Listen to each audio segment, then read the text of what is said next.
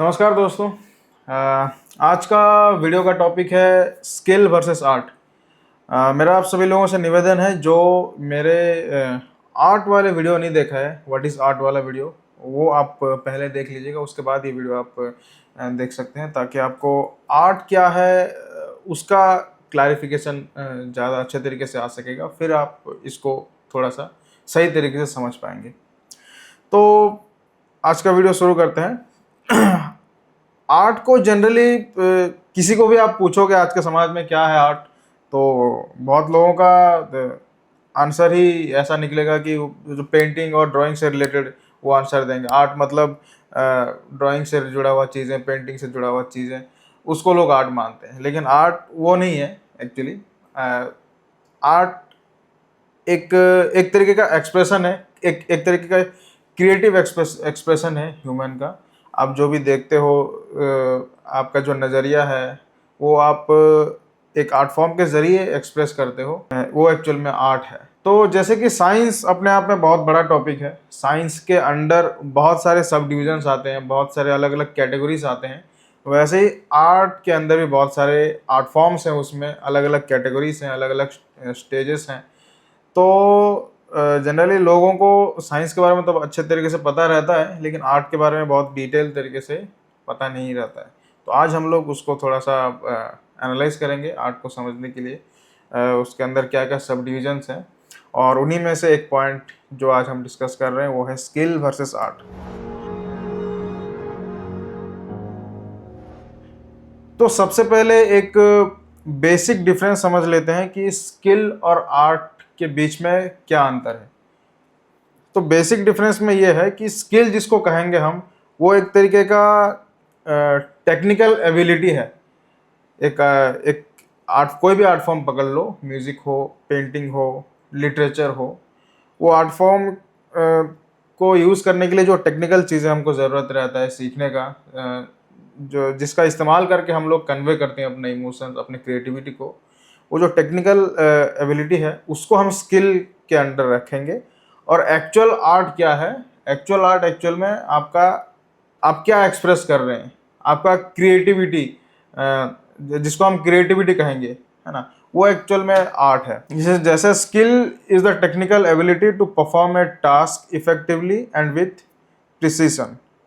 It is learned, practiced, and refined through training and experience. Skill in art refers to mastery of techniques, tools, and methods used to create artistic works.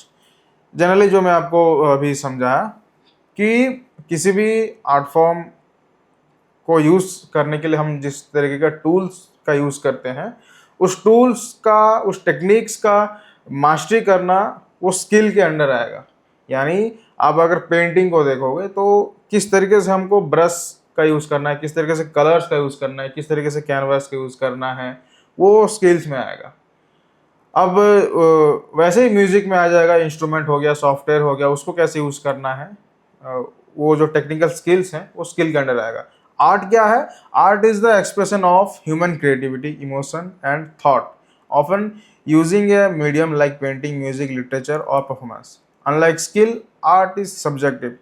It is judged not only by technique but also by its ability to evoke emotions, convey meaning और challenge perception. तो उस art actual में human expression है।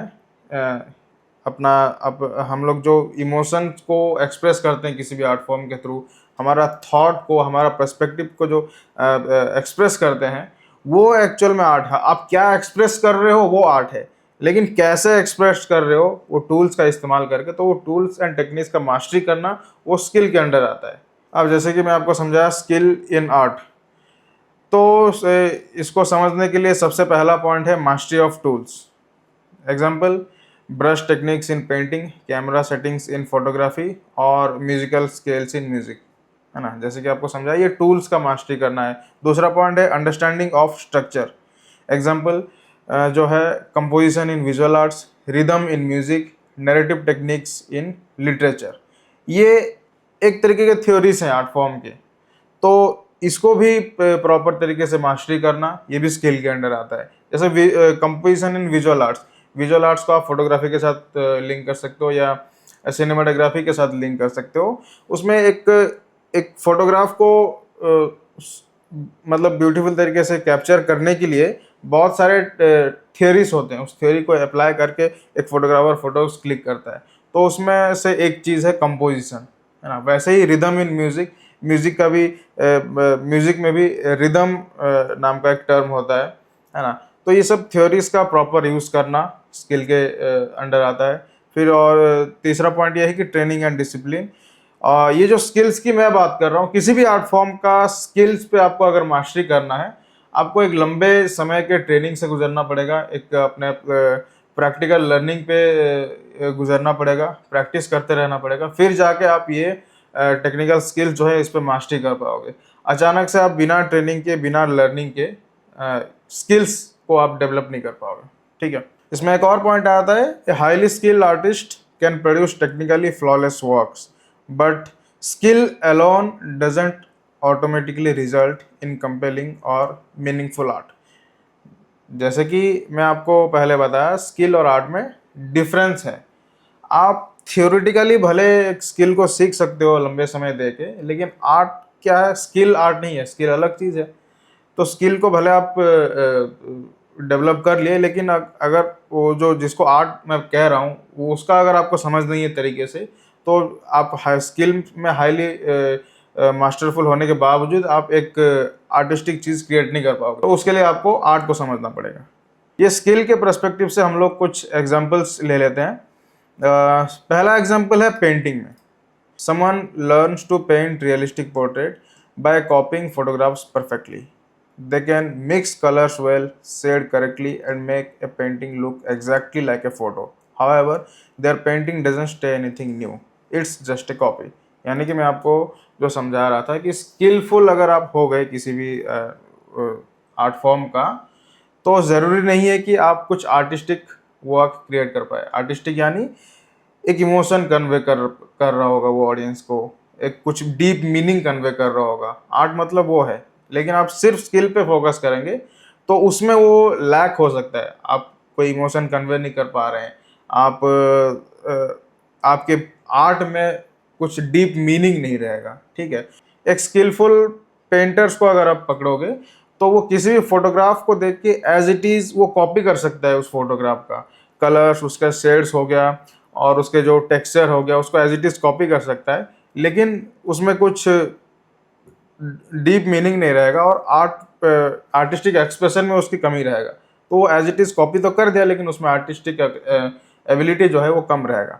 वैसे ही music में अगर example देखोगे तो a pianist plays Beethoven's Moonlight Sonata with perfect notes, speeds and accuracy. However their playing lacks emotion, they just press the right keys.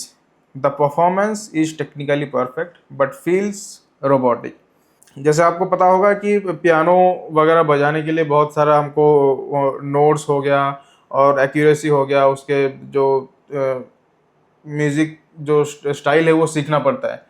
तो अगर आपके अंदर आर्टिस्टिक एक्सप्रेशन की कमी होगी और स्किलफुल सिर्फ होंगे, तो आप क्या है कि किसी भी जो म्यूज़िक का जो वैसे वेस्टर्न म्यूज़िक में क्या है, उनका पियानो का नोट्स हम लोग रिटर्न फॉर्म में लिख के रखते हैं।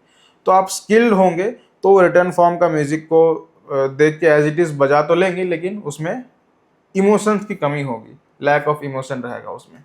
वैसे ही थर्ड एग्जांपल हम लोग फोटोग्राफी में देखते हैं कि a photographer takes sharp well lit photos with great composition, but all their pictures feel empty. There is no deeper story or unique perspective. The images are good technically, but they don't make people feel anything special. Same चीज़ आप photography के साथ link कर सकते हो। आप skilled photographer हो तो आप एक शार्प और एक वेल लिट फोटोग्राफ और एक वेल जो क्वालिटी फोटोग्राफ है वो तो कैप्चर कर सकते हो, लेकिन आपके फ़ोटो में स्टोरी टेलिंग की कमी रहेगी। वो कुछ कम्युनिकेट करने में वो नाकाम रहेगी, उस तरीके के फोटोग्राफ। तो स्किल्ड फोटोग्राफर जो है टेक्निकली स्ट्रॉन्ग फोटो तो क्लिक कर लेगा, लेकिन उसमें आर्टिस्टिक एक्सप्रेशन की कमी रहेगा। आर्टिस्टिक मतलब उसमें स्टोरी टेलिंग नहीं रहेगा, उसमें कम्युनिकेशन नहीं रहेगा, ठीक है। तो ये है स्किल और आर्ट में डिफरेंस। तो ये इसका समरी जो है, skill is the ability to create something well but without meaning और creativity it can feel empty, है ना। तो सिर्फ स्किल के बल पे आप किसी भी आर्ट फॉर्म क्रिएट करने की कोशिश करेंगे तो टेक्निकली स्ट्रांग तो होगा, लेकिन उसमें क्रिएटिविटी की कमी नजर आएगी, मीनिंग की कमी नजर आएगी। तो ये ओवरऑल जो है स्किल का डेफिनेशन है। अब आर्ट क्या है उसको हम लोग समझते हैं। आर्ट है expression, meaning, intent, innovation. Expression क्या है? कम्युनिकेटिंग इमोशन, आइडिया और पर्सपेक्टिव इन ए पर्सनल और universal way. Meaning and intent, the work conveys something deeper than technical mastery. Innovation, pushing boundaries, questioning norms और creating something unique, है ना। तो यहाँ पे देखो, आर्ट का मतलब कोई टेक्निकल स्किल पे ज़्यादा हम लोग प्रायोरिटी नहीं दे रहे हैं। मेन आपका जो इमोशंस है, आपका जो आइडिया है, आपका जो पर्सपेक्टिव है, उसको कम्युनिकेट करना है आपको एक आर्ट फॉर्म के थ्रू। वो कितने अच्छे से कर पाते हैं वो उसे हम आर्ट कहेंगे, ठीक है। A piece of art does not necessarily have to be technically perfect to be impactful. Many great artists have used unconventional or even unskilled techniques to convey deeper truths. Example, Vincent van Gogh's expressive brushstrokes, punk rock's raw sound, or amateurish looking but emotionally powerful films like those of the Dogma 95 movement. यानी art को समझोगे तो ऐसा है कि art ये भी demand नहीं करता है कि आप टेक्निकली परफेक्ट हो। आर्ट ये है कि आप कितने अच्छे तरीके से अपने इमोशंस को, अपने पर्सपेक्टिव को कन्वे कर पा रहे हैं किसी भी आर्ट फॉर्म के थ्रू। भले उसमें टेक्निकली जो उसका रिक्वायर है वो मौजूद नहीं है, उसके बावजूद आप कुछ क्रिएट किया और ऑडियंस उसमें इमोशन फील कर पा रहा है, उसमें कुछ डीप मीनिंग फील कर पा रहा है, तो वो एक अच्छे आर्ट में गिना जाएगा। तो ज़रूरी नहीं है कि भाई टेक्निकल मास्टरी ही ज़रूरी है आर्ट को बनाने के लिए। इसके एग्जांपल्स में जैसे हम लोग देखें, विंसेंट वैन गोस एक्सप्रेसिव ब्रश स्ट्रोक्स। वैन गो जो पेंटर हैं उनको कहा जाता था कि उनको बहुत ज़्यादा टेक्निकल मास्टरी नहीं थी पेंटिंग के फील्ड में। वो बिना ज़्यादा स्टडी किए वो पेंटिंग्स बनाना शुरू किए थे, और उसके बावजूद उनका पेंटिंग जो है हिस्ट्री के ग्रेटेस्ट पेंटर्स में से शामिल किया जाता है उसके पेंटिंग में। वैसे ही फिल्म के मूवमेंट, सिनेमा के एक मूवमेंट कहा जाता है डॉगमा 95 मूवमेंट करके। वो मूवमेंट इसीलिए शुरू हुआ था कि बहुत ज़्यादा जो फिल्म में कन्वेंशनल थ्योरीज थे फिल्म मेकिंग को लेके, कैमरास किस तरीके से यूज़ होना चाहिए, मतलब बहुत सारे एक्टर्स के लिए रूल्स एंड रेगुलेशंस थे, डायरेक्टर्स के लिए थे, सिनेमाटोग्राफर्स के लिए थे। तो डॉगमा 95 मूवमेंट करके एक मूवमेंट आया था जिसमें कुछ फिल्म मेकर्स जो है सब कुछ रूल ब्रेक करके सिर्फ एक हैंडी कैम को लेके, 80s या 90s के अराउंड का ये मूवमेंट है, तो सिर्फ एक हैंडी कैम को लेके अपने हिसाब से जैसा ठीक लगे वो फिल्म बनाने के लिए निकल पड़े थे। तो वो मूवमेंट को डॉगमा 95 मूवमेंट कहा जाता है। आप गूगल में इसके बारे में थोड़ा सा रिसर्च कर सकते हो। बाकी आने वाले हम लोग चैनल में फिल्म मूवमेंट्स के बारे में डिटेल्स में तो बात करेंगे, तो उसके लिए भी जुड़े रहिएगा। तो एक्चुअल आर्ट क्या है उसको भी थोड़ा सा एग्जांपल्स के साथ हम लोग समझ लेते हैं कि actual art connects with people emotionally, intellectually और philosophically. It can be technically perfect और imperfect, but it always has a deeper impact. जैसे मैं आपको थोड़ी देर पहले बताया कि एक परफेक्ट आर्ट क्रिएट करने के लिए आपको टेक्निकली स्किल्ड होना भी उतना कंपलसरी नहीं है। आप अगर इमोशन और अपना आइडियाज़ को परफेक्टली कम्युनिकेट कर पा रहे हो, ऑडियंस उसको फील कर पा रहे हैं आप जो कहने की कोशिश कर रहे हो आर्ट फॉर्म के थ्रू, तो भी ये आप एक अच्छे आर्टिस्ट के लिस्ट में आ जाओगे। तो इसको एग्जांपल में इस तरीके से समझते हैं। पेंटिंग का अगर एग्जांपल लें तो वही विंसेंट वैन गो का जो पेंटिंग्स की बात करूँगा मैं, कि क्योंकि वो कहा जाता है उनका टेक्निकल स्किल उतना परफेक्ट नहीं था, उसके बावजूद भी उनके पेंटिंग्स जो है वो बहुत डीपर, पेंटिंग में बहुत डीप मीनिंग और डीप इमोशंस उसमें नज़र आते थे। जैसे उनका एक और पेंटिंग था स्टेरी नाइट्स, आप लोग सुने होंगे कहीं ना कहीं। तो उस पेंटिंग को आप एनालाइज करोगे, उसको समझोगे, तो उसमें बहुत कुछ स्टोरी टेलिंग देखने को मिलता है, लेकिन कहा जाता है टेक्निकली वो उतना परफेक्ट पेंटिंग नहीं है।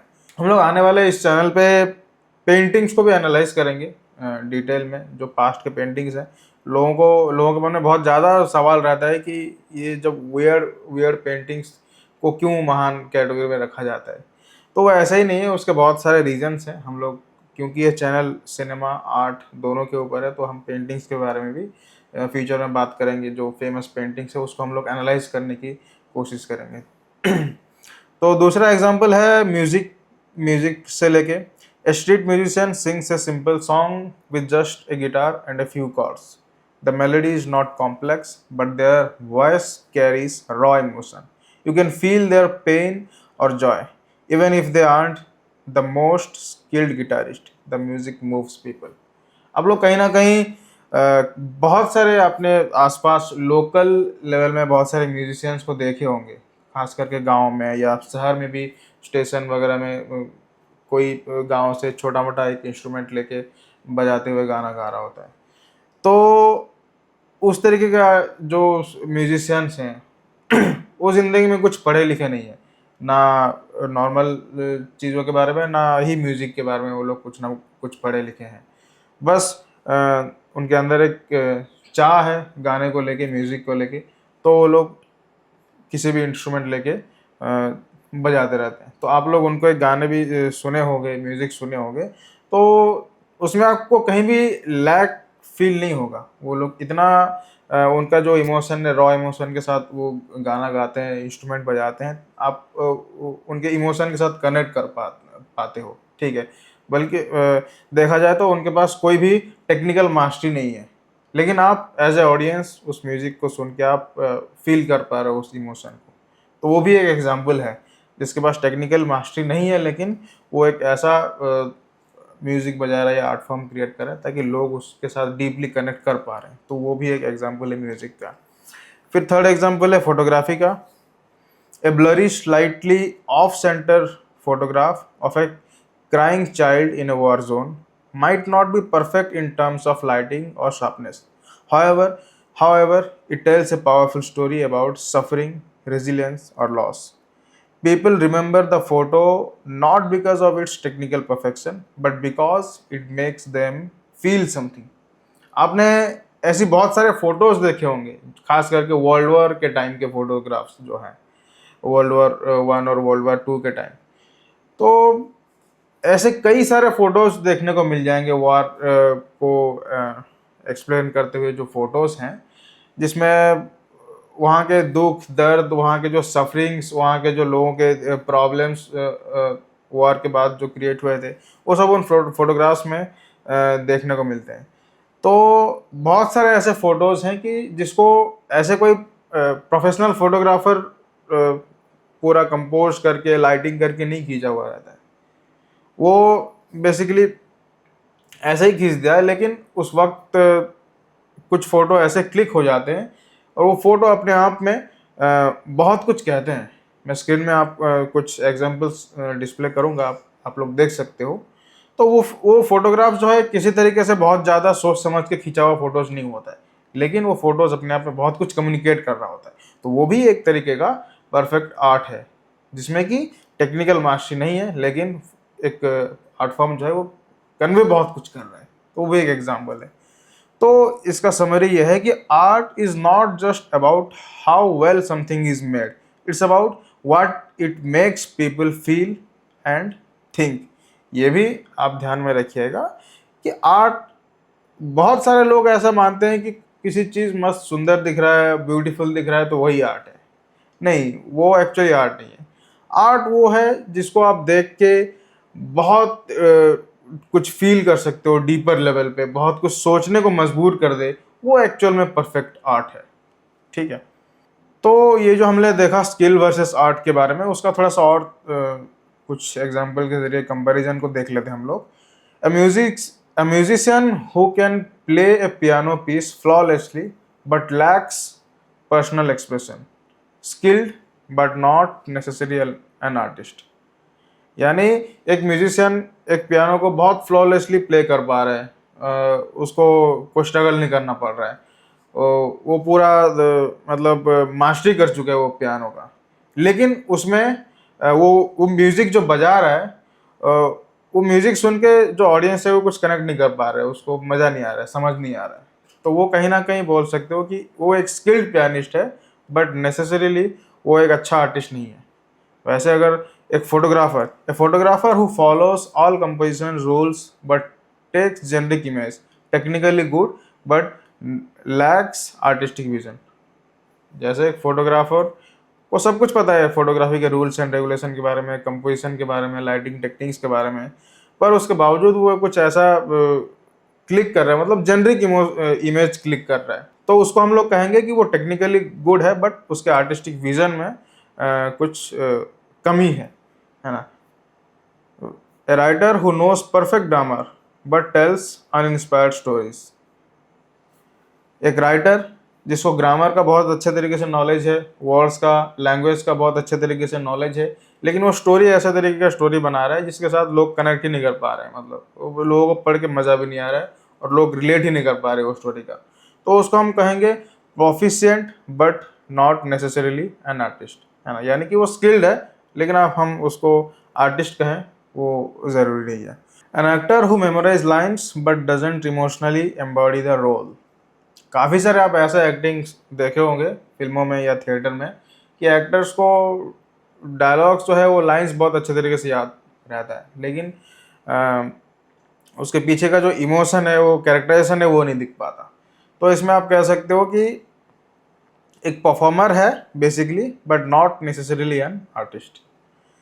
तो conversely an artist may lack traditional skill but still create profound emotionally charged और थॉट प्रोवोकिंग वर्क। यानी एक आर्टिस्ट स्किल में थोड़ा सा लैग कर सकता है पर वो ऐसा कुछ आर्ट फॉर्म क्रिएट कर रहा है जिसके थ्रू ऑडियंस बहुत अच्छे तरीके से कनेक्ट कर पा रहा है, इमोशनली चार्ज हो पा रहा है और बहुत ज़्यादा थॉट प्रोवोकिंग वर्क क्रिएट कर पा रहा है, तो वो एक अच्छा आर्टिस्ट के लिस्ट में आएगा, भले वो टेक्निकली थोड़ा सा लैग ही क्यों ना क्रिएट करता हो। लेकिन अगर एक टेक्निकल मास्टरी कर चुका है कोई अगर, लेकिन उसमें वो जो आर्ट फॉर्म क्रिएट कर रहा है और उसको ऑडियंस कनेक्ट नहीं कर पा रहा है, तो उसमें कहीं ना कहीं दिक्कत है, वो उसको हम अच्छे आर्टिस्ट के कैटेगरी में नहीं रखेंगे। Combining skill plus art equal to masterpieces. The best artist combine both skill and artistic vision. तो अभी हमको दोनों का ज़रूरी को समझना पड़ेगा। एक अच्छा आर्ट फॉर्म जिसे हम मास्टरपीस कहते हैं, वो चाहे म्यूजिक में हो, पेंटिंग में हो, फोटोग्राफी में हो या सिनेमा में हो, जिसको हम मास्टरपीस कहते हैं, उसको अगर आप स्टडी करोगे, एनालाइज करोगे, तो उसमें दोनों चीज़ का बराबर मात्रा में यूज़ हुआ रहेगा, जिसको हम स्किल कहते हैं और जिसको हम आर्ट कहते हैं, दोनों का प्रॉपर कम्बिनेशन रहेगा, तब वो जाके एक मास्टरपीस बन पाता है। तो इसके लिए एग्जाम्पल के साथ अगर आप देखोगे तो लियोनार्डो द विंची का मोनालिसा वाला जो पेंटिंग है, आप सब लोगों ने देखा होगा। He had incredible skill, perfect shading, realistic proportions, but the painting also has mystery and emotions. Her smile, her gaze, this combination makes it a masterpiece. यानी मोनालिसा जो पेंटिंग है उसको आप टेक्निकली लेवल पे एनालाइज करोगे, उसके shading पे, उसके कलर्स पे और उसके डिटेलिंग में अगर एनालाइज करोगे तो टेक्निकली वो एक टॉप लेवल का स्किल्ड आर्ट है। वैसे ही आप अगर उसको आर्ट के लेवल पे एनालाइज करोगे तो उसमें वो पेंटिंग बहुत कुछ कह रहा है, बहुत डीप इमोशन, उसके स्माइल जो है नॉर्मल स्माइल नहीं है, वो बहुत कुछ कह रहा है। उसके एनालिसिस पे आप यूट्यूब पे सर्च करोगे तो दुनिया भर के आपको वीडियोस मिलेंगे, दुनिया भर के आपको रिसर्च मिलेंगे, तो उतना वो गहरा इमोशन, गहरा कुछ कम्युनिकेट कर रहा है। तो ये जो पेंटिंग है ये एक परफेक्ट स्किल प्लस एक परफेक्ट आर्ट का कॉम्बिनेशन है जिसको हम मास्टरपीस कहते हैं। वैसे ही आप म्यूजिक में एग्जांपल देखोगे तो फ्रेडी मर्क्यूरी एक सिंगर थे, आपको पता होगा, क्वीन बैंड करके। उनको कहा 80s के टाइम पे जब माइकल जैक्सन जब पॉप सिंगिंग में टॉप में थे, उससे पहले फ्रेडी मर्क्यूरी का क्वीन बैंड को माना जाता है। और उनके जो म्यूजिक्स हैं उनमें बहुत सारे एक्सपेरिमेंट्स हुआ करते थे, नए नए स्किल को वो लोग इनोवेट करते थे म्यूजिक के टेक्निक्स को लेके, थ्योरीज को लेके। तो आप अगर उनके म्यूजिक सुनोगे तो वो भी एक स्किल के लेवल पे, टॉप लेवल पे एग्जिस्ट करता है और आर्ट के लेवल पे तो है ही, क्योंकि उनके जो गाने सुनने वाले मतलब दुनिया भर के उनके जो फैंस रहते हैं वो बैंड का, ठीक है। वैसे ही आप अगर फिल्म्स में एग्जांपल लोगे तो आप एक एग्जांपल ले सकते हो, क्रिस्टोफर नॉलन के फिल्म को ले सकते हो, जिसमें कि टेक्निकल लेवल पे मास्टरी होता है, camera work, story telling structure में मास्टरी होता है। एग्जांपल आप देख सकते हो इंसेप्शन, इंटरस्टेलर जैसे फिल्मों का। और साथ ही साथ उस फिल्मों का सिर्फ टेक्निकल मास्टरी नहीं, उसके साथ ही साथ एक बहुत डीप फिलोसॉफिकल डेप्थ उनके कहानी में होता है, ठीक है। आप बहुत कुछ एनालाइज कर सकते हो, बहुत कुछ इंटरप्रेट कर सकते हो उनके फिल्मों से। तो ये फिल्म्स का एग्जाम्पल है। तो कहीं ना कहीं जो हम लोग समझे कि स्किल का जितना ज़्यादा ज़रूरी है, आर्ट का भी उतना ही ज़्यादा ज़रूरी है, और दोनों का कॉम्बिनेशन में ही एक परफेक्ट आर्ट फॉर्म क्रिएट हो पाएगा। और इस वीडियो का कंक्लूजन यही है कि skill alone impressive but not always meaningful, art alone without skill emotional but may lack refinement, skill plus art together something truly impactful. Skill is a foundation. It gives artists the tools to create. Art is the soul. It gives creation depth, meaning, and emotions. Together, they create something truly impactful. Skill is the foundation of art, but actual art emerges when skill meets creativity, vision, and emotional depth. Many great artists combine both, but true artistic expression can transcend technical limitations. ठीक है। तो art actual में तब शुरू होगा जब किसी भी आर्ट फॉर्म के स्किल के लेवल पे आप परफेक्ट हो चुके रहेंगे, और क्योंकि आपको एक एक्सप्रेशन, एक इमोशंस को कन्वे करना है, एक आइडिया को कन्वे करना है आर्ट फॉर्म के थ्रू। तो आर्ट फॉर्म के थ्रू अगर आप कन्वे करोगे तो आपको वो आर्ट फॉर्म का ग्रामर और टूल्स एंड टेक्निक्स को आप बहुत अच्छे तरीके से जानना ज़रूरी है। और उसको कैसे जानोगे, जब आप फुल्ली स्किलफुल होगे, है ना। स्किलफुल कैसे होगे, आपको टाइम स्पेंड करना पड़ेगा उस आर्ट फॉर्म के ग्रामर्स को स्टडी करने के लिए, प्रैक्टिस करने के लिए, और उसके टूल्स एंड टेक्निक को समझने के लिए। तो आप टाइम स्पेंड करोगे, प्रैक्टिस करोगे, उसके बाद आप स्किलफुल हो पाओगे। और एक्चुअल जो एक्सप्रेस करने का तरीका है आर्ट का, आप स्किलफुल होने के बाद जो है किसी भी आर्ट फॉर्म का सही तरीके से इस्तेमाल कर सकते हो। तो आई थिंक ये टॉपिक आप सभी लोगों का क्लियर हो चुका रहेगा। कुछ अगर आपका क्वेश्चन है इस वीडियो से तो आप ज़रूर कमेंट सेक्शन में लिखिएगा। और मैं चाहता हूँ कि आप लोग थोड़ा सा कमेंट्स में लिखिए कि आपको मेरे वीडियोस समझ में आ रहा है कि नहीं, मैं जिस तरीके से प्रेजेंटेशन दे रहा हूँ, तो आप कितने समझ पा रहे हैं, या कुछ कन्फ्यूजन है तो आप थोड़ा सा कमेंट सेक्शन में लिखिएगा, ताकि मुझे भी क्लैरिटी मिल सके कि मैं अपने वीडियो को प्रेजेंट करने में किन किन चीज़ों का और ज़्यादा ध्यान रख सकूं। तो ये चीज़ थोड़ा सा आप लोग करिएगा, और मिलते हैं अगले वीडियो पे ऐसे ही कुछ और डीप टॉपिक के साथ। तब तक के लिए बहुत बहुत धन्यवाद। Thank you so much.